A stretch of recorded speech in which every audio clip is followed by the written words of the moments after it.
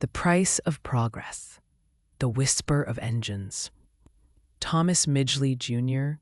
heard music in engines. Most people found them noisy, greasy contraptions, cumbersome machines whose presence was endured, not cherished. But to Thomas, the rhythmic knocking of pistons, the smooth hum of a finely tuned motor was poetry. He awoke each morning in a haze of anticipation, eager to slip into his garage, where the air always smelled faintly of oil and metal, and lose himself in the dance of gears and valves. His workshop, a sanctuary tucked away from life's distractions, was meticulously ordered, each tool resting in its precise place. The wooden shelves bore the weight of glass containers filled with clear fluids, labeled in neat handwriting. Sunlight, softened through smeared windows, would catch the glass, dappling the walls with patterns that shifted slowly throughout the day. Thomas relished the quiet, the isolation of these early hours when only the birds outside could interrupt his thoughts. But lately, a faint unease had crept into his sacred routine. The glass vial he held this morning shimmered strangely under the dim light, almost metallic in its deceptive clarity. A sensation prickled on his fingertips as he carefully measured the liquid into a beaker. He paused, noticing for the first time a slight discoloration on his thumb, a bluish tinge against his normally healthy skin. He rubbed it absent-mindedly. Just a stain from the chemicals, he reassured himself, focusing instead on the smooth purr of the engine as it responded to his latest creation, tetraethyl lead. Surely, something that made an engine sing so beautifully couldn't truly be harmful. A breathless demonstration. October 30th, 1924, was unusually crisp. The air felt clean, invigorating, the sort of morning that inspired confidence. Thomas adjusted his tie in the mirror, smoothing the lapels of his jacket. Today, he would silence the whispers of doubt, the tiresome critics who misunderstood innovation, who feared what they did not comprehend. Today, he would show them all, the journalists, the skeptics, the so-called experts, that his creation was as safe as water. He stood before the gathered reporters in a modest Manhattan conference room. Cameras clicked and murmurs subsided as he stepped forward, a confident smile on his lips. On a table lay a clear glass container filled with the liquid he'd come to champion. Without hesitation, Thomas plunged his hands into the tetraethyl lead, letting it cascade over his fingers like baptismal water. "Gentlemen," he announced, voice steady, "I could do this every day without harm." He leaned forward, inhaling deeply the sharp, metallic fragrance that rose from his hands. For a brief moment, his head swam faintly, and the room seemed to tilt. But he held firm, smiling through the dizziness, heart pounding in defiance. The reporters scribbled furiously, their skepticism fading under the weight of his bravado. Thomas felt a thrill rise within him. He had won them over, shown them the truth of his genius. He had proven, once and for all, that fear was the only true poison.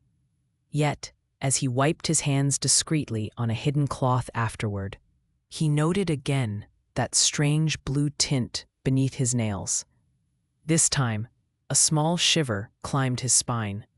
He quickly pushed the thought away, shaking hands and accepting congratulations, determined not to let gout mar the triumph of his demonstration. Shadows gathering. Days passed, and Thomas found himself haunted by whispers, quiet murmurs among colleagues, cryptic telegrams from distant plants, reports buried deep within piles of mundane correspondence. Workers had begun falling ill, strange ailments that doctors struggled to diagnose. Public concern was mounting, fueled by ominous newspaper headlines and whispered accusations. He dismissed these rumors at first, attributing them to hysteria, misunderstanding. Yet each night he sat alone at his desk, the shadows lengthening around him, the letters and telegrams piling up like accusatory ghosts. He rubbed his temples, fingers sweating faintly, feeling his heartbeat quicken, each pulse resonating a quiet, unspoken dread. One evening, as dusk crept across his office, his eyes fell upon a torn poster someone had left on a nearby table. It bore the faded words, "Safety first," accompanied by a smiling worker whose face now seemed oddly mocking in the half-light. He crumpled the poster angrily, tossing it aside. Yet the image lingered, nagging at him, challenging the story he had built for himself. "It's hysteria," he whispered aloud, though the sound of his voice comforted him less than he hoped. Progress always comes at a price. But the words felt hollow, even to him. In the quiet of the office, the shadows seemed to close tighter.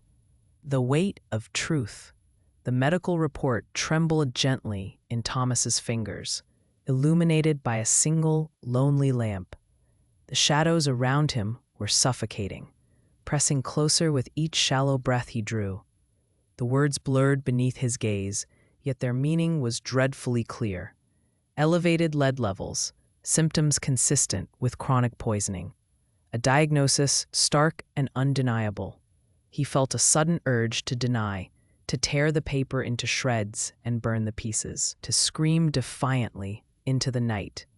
Yet he remained still, paralyzed by a quiet numbness, the weight of his choices pressing down upon him with unbearable gravity.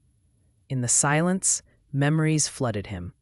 The thrill of discovery, the applause of colleagues, the satisfaction of engines running smoothly, perfectly, quietly.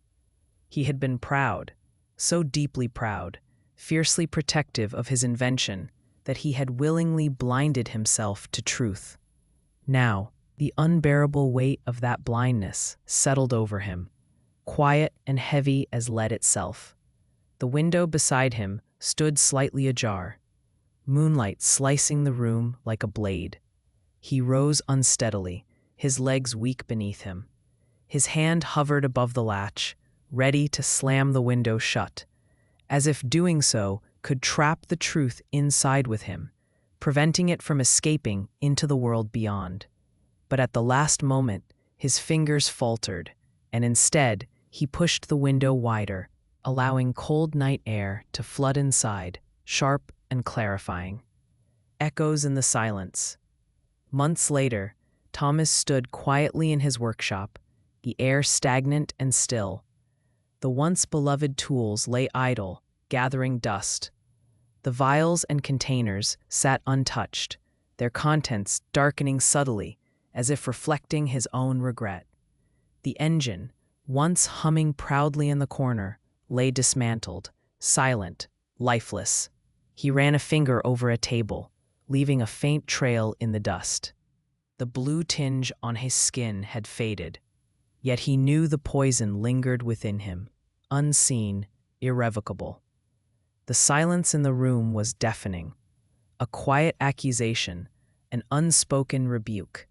He had chosen pride over truth, invention over caution, and now paid a price heavier than he ever imagined. As he turned to leave, his gaze fell once more upon the glass vial labeled Tell. It caught the morning sun, deceptively bright, yet now forever tainted. Thomas stepped from his workshop into the daylight, carrying within him a quiet, unshakable sorrow, knowing he had traded harmony for silence, clarity for blindness, life for poison. Epilogue: Footprints in time. Nearly a century later, a lone figure stepped gently through the crumbling remains of an old workshop, now choked by weeds and decay. Sunlight streamed through broken windows, illuminating dust motes drifting lazily in the air. The visitor paused before a shelf and carefully lifted a dusty bottle, its faded label barely legible, "Tell." The stranger traced the letters silently, the weight of history heavy in the quiet air. Unseen, unheard, the echoes of past choices whispered softly, reminding that pride, progress, and poison often walked hand in hand.